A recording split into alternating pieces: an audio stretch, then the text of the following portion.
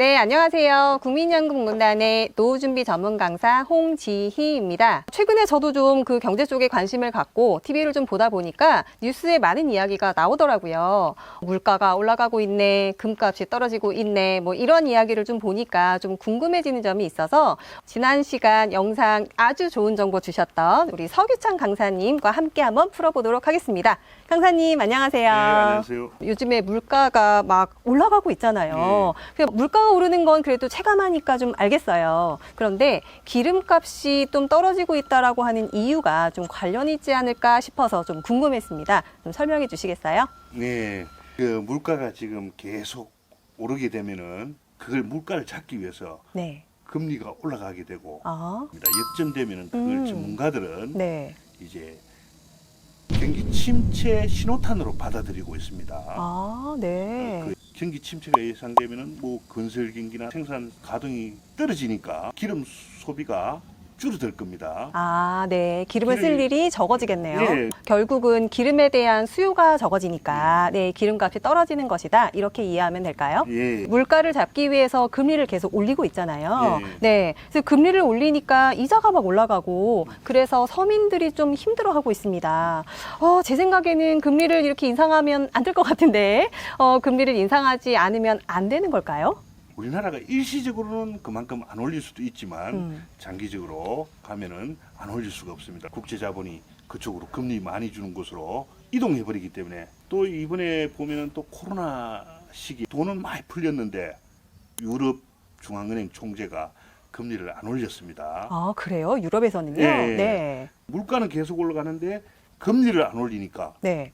상대적으로 임금 근로자 이런 사람은 원래 300만 원 받던 사람이 물가가 올라가 버리니까 상대적으로 내가 300만 원 그대로 받더라도 돈 가치가 떨어지는 거 아닙니까? 그 돈으로 살 수 있는 구매력이 다 떨어져 버리니까. 아, 네. 그래서 유럽에서 비난을 많이 받았습니다. 그래서 나중에 금리를 올리게 되었습니다. 이게 좋은 사례가 될 것 같습니다. 아, 그렇게 되는군요. 그러니까 내 돈의 가치가 떨어질 수 있겠네요. 그리고 또 한 가지가 더 있습니다. 네. 코로나 때문에 각국이 그 돈을 많이 풀었잖아요. 통화량이 증가되면은 자산 가격, 즉 주택 가격. 우리나라도 코로나 시국에 풀린 돈이 주택 가격 많이 올랐잖아요. 그다음에 또 주식도 우리가 네. 굉장히 올랐죠. 많이 올랐죠. 네. 처음엔 쭉 빠졌다가 1,400까지 빠졌다가 3,400 근처까지. 실제로 주식 기업 가치가 올라가지고 오르면 괜찮은데 네. 돈의 힘으로 아, 기업 가치는 그만큼 안 되는데 올라간 거품이 많이 생긴 거죠. 아, 네. 그래서 이걸 잡기 위해서는 금리 인상이 불가피합니다. 그런데 물가가 오르는데 또 금값과도 관련이 있나 봐요. 그래서 금값이 최근에 좀 떨어지고 있는데 그 이유도 좀 궁금합니다. 네. 인플레이션이 생기면은 돈의 가치가 떨어지니까 그 안전자산인 금을 많이 사려고 했습니다. 네. 그래서 많이 사려고 하니까 금값이 올라갔는데 그렇죠. 지금 최근에 몇 개월 동안에 보면은 국제금 시세가 계속 하락하고 있는데 그 이유는 보면은 투자가들은 물가가 오르면은 과거에는 금을 수요했는데 안전자산인 지금은 금리가 올라갔기 때문에 다른 채권 등 특히 가상화폐 네. 이런 쪽으로도 좀 많이 하잖아요. 그쪽으로 여러 가지 분산해 가지고 투자가 다변화가 됐기 때문에 금 수요가 떨어지니까 그래서 금값이 하락하는 경향이 있습니다. 아, 그러면 투자자들이 투자를 할 수 있는 많은 곳이 그러니까 금 말고도 많이 생겼다라는 거네요. 네, 그래서 네, 조금 네, 다양화가 됐기 때문에 네. 그렇다라고 이해할 수 있을 것 같습니다. 네. 그래서 앞으로 우리 강사님께서 생각하실 때는 이 물가 도대체 어떻게 될 거다라고 전망을 하시나요? 아, 예.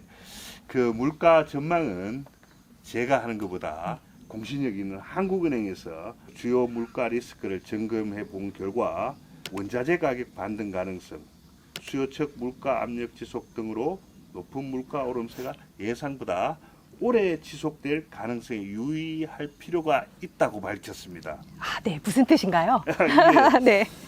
결론적으로 보면은 국내 소비자 물가 상승률은 금년 하반기 중에 정점을 찍었다가 서서히 이제 안정화되는 낮아질 것으로 전망되고 있지만 그래도 아까 그런 두 가지 요인 때문에 네. 대외적인 거 5, 6%대의 높은 그 물가 오름세 상당 기간 이어질 것으로 한국은행에서 전망하고 있습니다. 네. 일반인 기대 인플레이션도 약 4% 이상 지금 되고 있기 때문에 적어도 4%에서 6% 사이 형성되지 않을까 그렇게 전망하고 있습니다.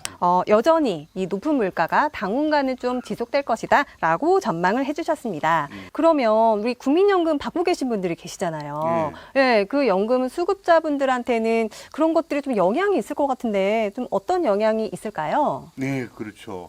물가가 오른 만큼 올해가 2022년이 6% 올랐다. 네. 그럼 내년 1월 1일부터 연금 받는 분이 수급 받는 분들이 6% 100만 원 받던 분 같으면 106만 원을 받기 때문에 영향이 전혀 없다고 보시면 됩니다. 그러면 연금 수급자분들은 물가가 오른 만큼 더 높은 금액으로 받으실 수 있다는 이야기네요. 네. 그러면 괜찮겠습니다. 네. 네, 오늘은 우리가 이제 높은 물가, 또 그에 따라서 뭐 금값과 기름값, 또 금리 전망, 뭐 이런 것들까지 같이 한번 점검을 해 봤는데요. 오늘 우리 함께 했던 곳의 이름은 로컬 노후준비 방송국이었고요. 서규찬이었습니다. 저는 홍지희였습니다. 감사합니다.